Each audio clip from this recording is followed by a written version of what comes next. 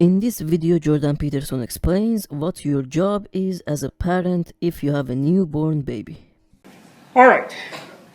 Now, so the Piagetian idea, in some sense, is the child builds up these little reflexes, and these little, we'll call them sub-personalities, because it's a better way of thinking about it, and it starts to build them around.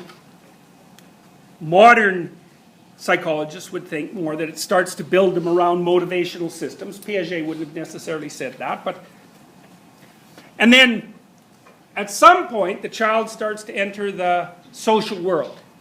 Now, it's simple in some ways to think of the child before 3 as not social and then the child after 3 as social.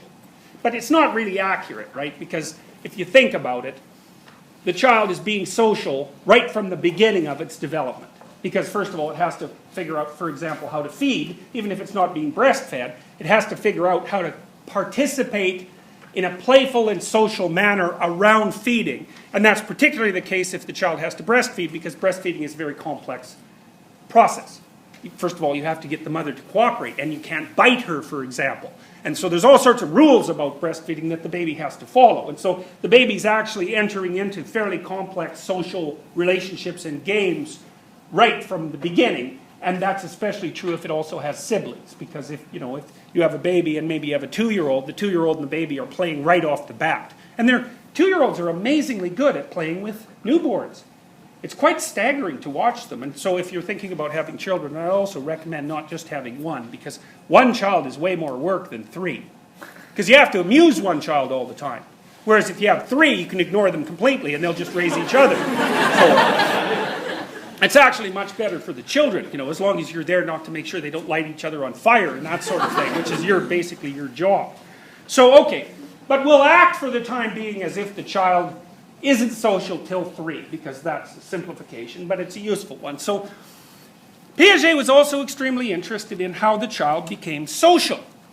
And I think, apart from his ideas about, the self-generation of the baby from the bottom upward, using its own reflexes and its own capacity to explore, the other thing that Piaget was extraordinarily good at laying out and remarkable at discovering was the role of games.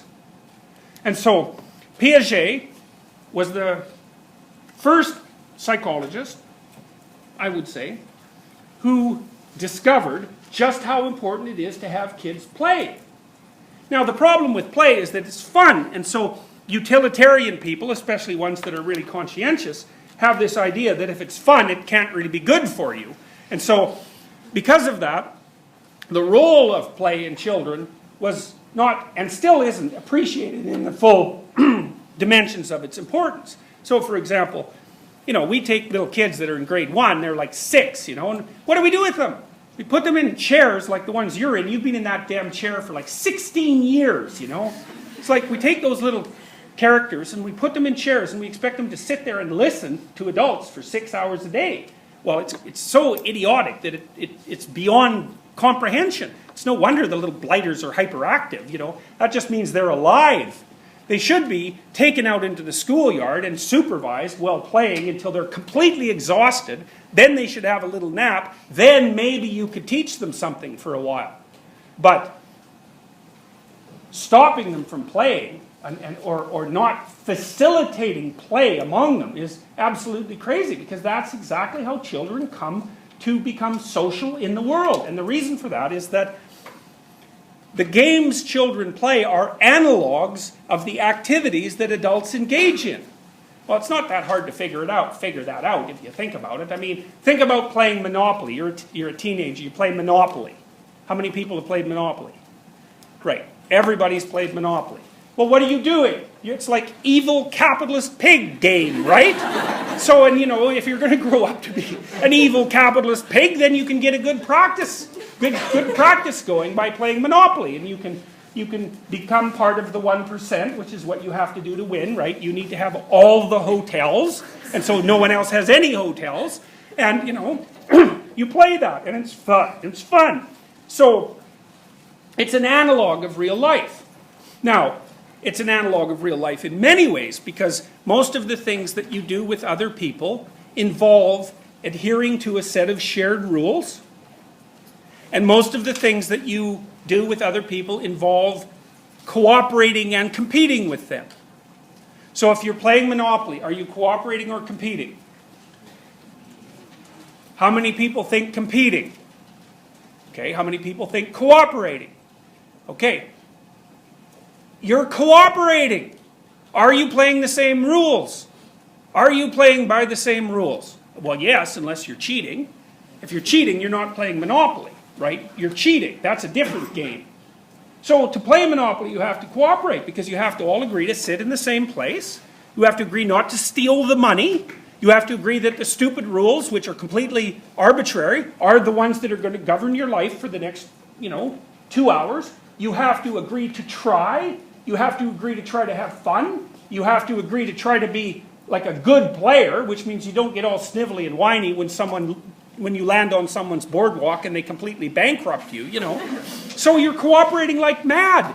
And another thing Piaget pointed out, which is absolutely lovely, is that you can't have a game without cooperation and competition at the same time. So there's no such thing as cooperative games. You have to have, for it to be a game, it has to be competition within cooperation, or it can be cooperation within competition within cooperation.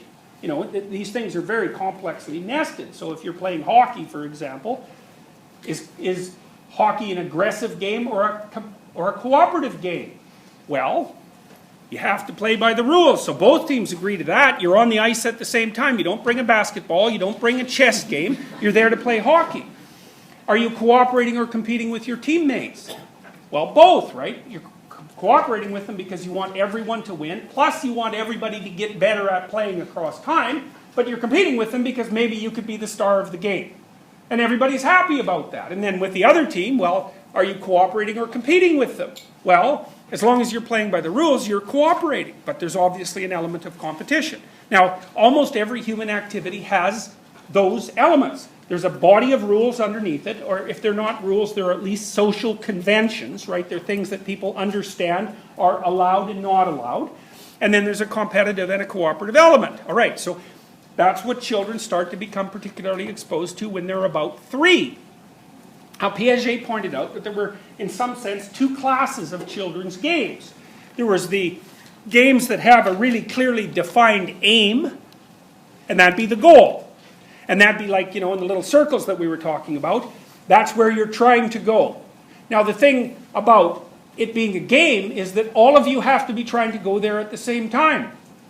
And so what Piaget realized was that just as the child is trying to integrate all their little micro games inside them into some sort of unified thing, which would be the child, a stable personality across time and capable of weathering the storms of life, when a group of children get together, they build another one of those routines, but it includes all of them. And so the kids might say, well, let's play hide and go seek. That's a good one. And everyone knows the rules to hide and go seek. And you can win or lose at hide and go seek, but what you're trying to do is you have to bring your sub-personalities all the way up to their integrated state underneath a metastructure that's organized by the collection of children.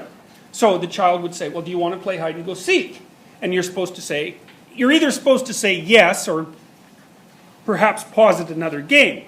You're not supposed to freak out or get angry or say that that's a stupid game or run back to your mom, because then you're not going to be very popular and you're not going to get to play.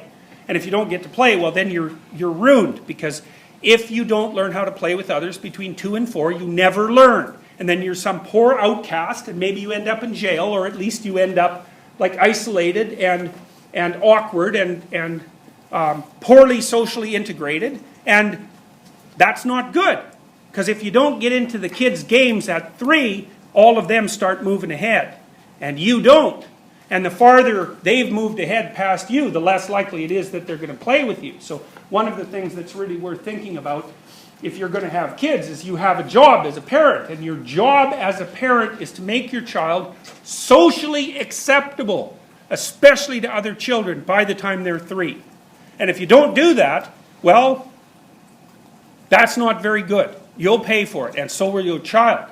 And there's been lots of long-term follow-ups on this sort of thing, and it seems pretty evident that if the kid isn't socialized by 4, then good luck.